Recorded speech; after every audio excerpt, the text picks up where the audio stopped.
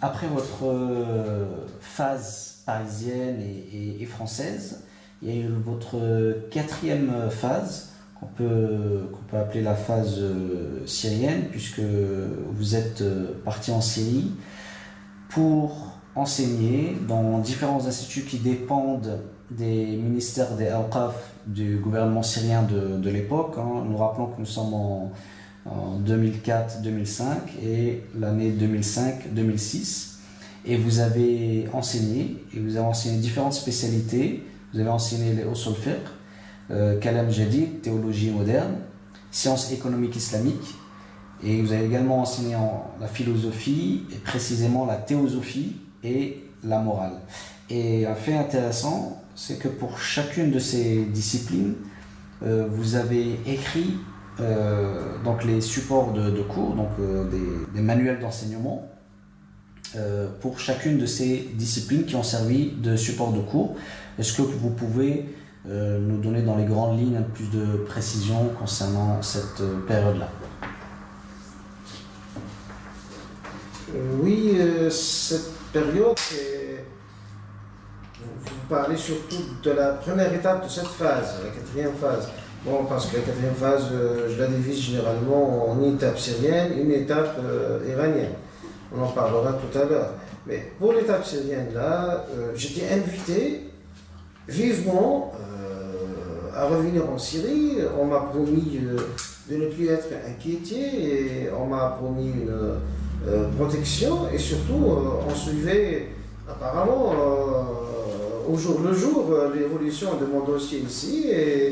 Et on a appris que ça ne va pas aboutir, que j'ai commencé à avoir des ennuis et tout ça. Donc ils ont accéléré une décision qui n'était pas inopinée pour moi, en me promettant de ne plus être inquiété de quelque nature que ce soit et de me donner la possibilité de travailler dans la sérénité.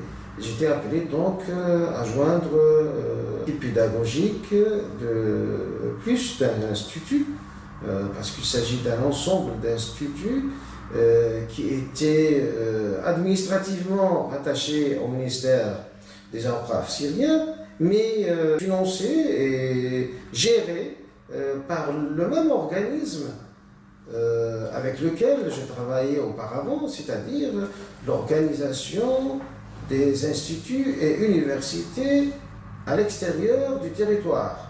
C'est-à-dire, c'est l'organisme externe du grand centre mondial des études islamiques iraniennes. Et cet organisme-là, il gère, à cette époque-là, il gérait environ 300 instituts et universités et centres de formation dans tout le monde. J'avais la possibilité de travailler dans l'une ou l'autre de ces 300 instituts-là, bien sûr avec cette restriction que je vais dire. Pourquoi on fait appel à moi? C'est la question qui se pose. La première fois, en 1991, c'était pour lancer un nouveau programme, cette fois aussi. Et c'est pour cela que chaque fois qu'on veut lancer une nouvelle chose, on fait appel à moi. Parce que je connais parfaitement l'arabe, je connais les disciplines en question de telle sorte que je pourrais fournir un manuel qui pourrait servir par la suite à d'autres enseignants. Et en plus, j'ai cette réputation de ne pas être chiite, d'être contestataire, et ce qui rassurait tous les gens qui frappaient à la porte de l'extérieur et qui craignaient être pris dans un piège sectaire,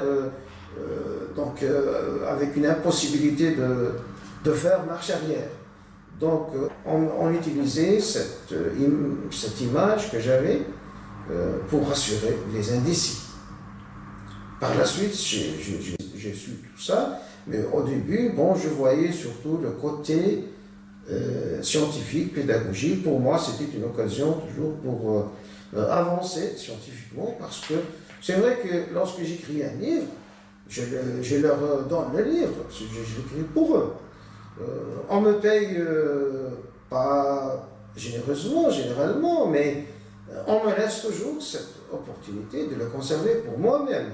Par la suite, j'ai eu l'occasion de refaire ces livres selon les exigences d'une autre conjoncture, et donc c'est un travail qui a été un acquis pour moi. Alors, quel était en gros le travail pendant ces 2 années universitaires? J'étais appelé à lancer un grand nombre de matières d'enseignement. J'ai commencé bien sûr par ma spécialité d'origine, les sciences économiques. Au départ, il voulait un livre cette fois plus résumé, plus accessible, quelque chose qui ressemble à ce que les étudiants moyens pouvaient désirer. C'était les étudiants de licence. Et là, on m'a demandé d'enseigner les sciences économiques à des étudiants de licence et leur faire donc un livre adapté à ce niveau-là, en langue arabe. C'était la première spécialité. Ça a bien marché. Et ça a par la suite encouragé les dirigeants de ces instituts à demander d'autres. Et finalement, je peux résumer la récolte, entre guillemets, de ces 2 ans de travail en Syrie en 9 ouvrages que j'ai pu donner au cours de ces 2 ans, dont 2 en sciences économiques. Ce sont des ouvrages scolaires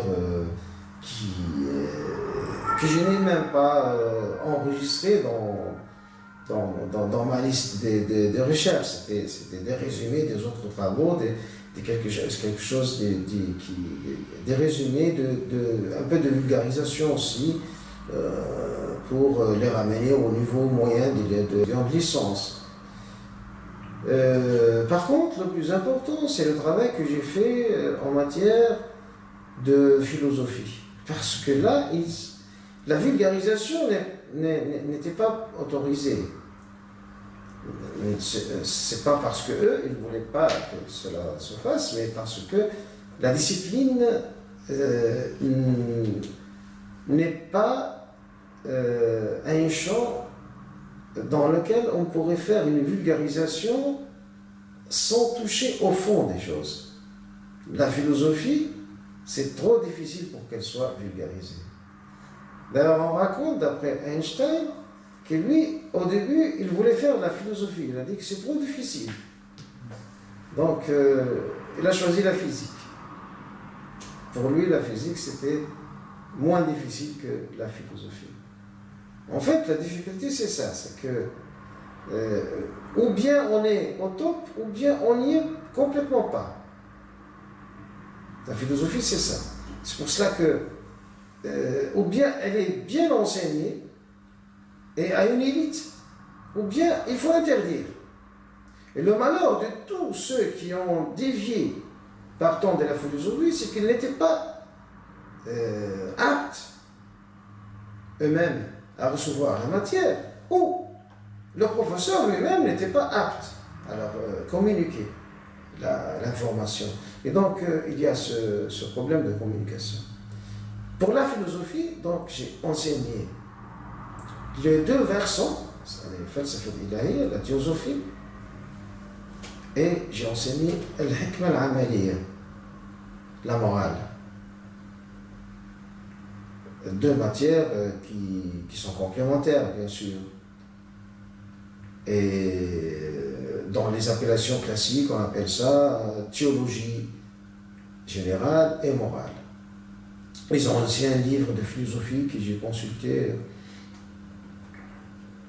dans ma jeunesse, en français, c'était 2 volumes, la théologie générale et morale. C'est l'ancienne philosophie. Et il y a bien sûr la théologie spéciale qui vient à la fin de la théologie générale, qui est enseignée en annexe de la théologie générale. Parfois, on n'appelle pas ça la théologie générale, on appelle ça les règles générales. En arabe, j'essaie de traduire tout ça. En arabe, c'est Donc ça s'appelle l'ilahiyat.